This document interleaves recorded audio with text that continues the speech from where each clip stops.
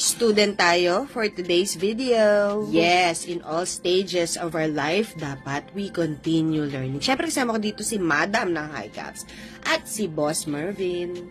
At ang aking napakagandang co-ambassador na si Chef Ali, si Chef Mao from Malaysia, and of course si Sir Michael from Greenhouse Malaysia. At ang beautiful host natin na si Miss Kate. Dahil student tayo for today, tambay muna tayo sa labas kasama ang beautiful HiCaps ladies. Nalalain kami rito ng biskotso. Oh, sarap in fairness. Student for today. Oh, ang mga classmates ko.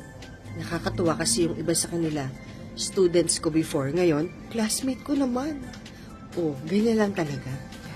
Ayan, magsisimula na ang class. Dahil madaldal ako at matigas ang ulo ko, dito ako sa kabilang side para wala akong daldalin. Para matuto sila. So here, I want to share with you the world-class desserts made by Chef Mao ng Greenhouse Malaysia. Lahat yan. Lahat. Tinikman ko. Ang sarap nilang lahat. At ito ang favorite ko. Itong may pistachio, puff pastry sa iba. Panalo. Ito naman vanilla bun. Basta lahat masarap. Made possible with Emalco and of course, Magic Whisk para sa frostings. We also made drinks. Pakita ko sa inyo mamaya. Ang bida sa class today, of course, ang Emalco flavor and color. Ang level of amazing nito, wala ka talagang mahanap na kaparehas. At ito naman ang dessert buffet na gawa ng aking co-ambassador na si Chef Ali ng Kusina ni Bebang. Follow her page kasi magaling siya. Ito naman ang ating bossing na si Sir Mervin. Yan. With the speech and everything. Followed by Sir Michael Yap ng Greenhouse Malaysia. Uy, may sticker ng cute na chef sa handouts. Charing. Baking na ang napakasarap na pandan cake na gawa ni Chef Mao ng Malaysia. Ito yung mga donuts. We're prepping them for proofing. At ito na yung gula melaka cake na may pandan frosting. Of course, made with Magic Whisk. And syempre ako yung pinakauna dito sa buffet.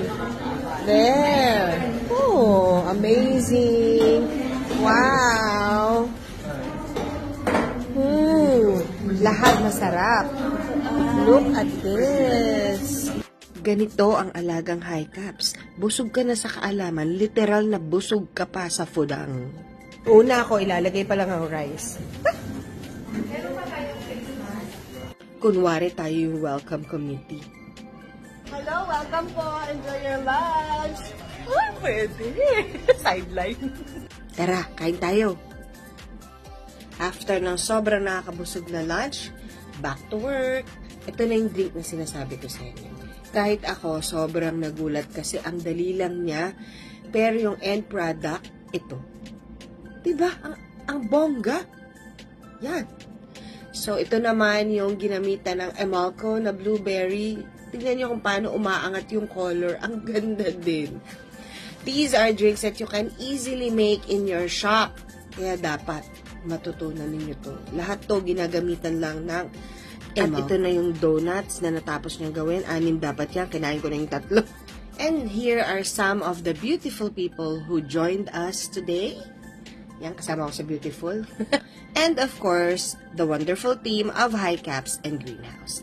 And to end the very productive day, all filled with fun, we had dinner at Villa Ibarra. Ang popogi ng mga kasama ko dito, lalo na yung naka-shorts. It was truly a fun and productive day. Mabuhay!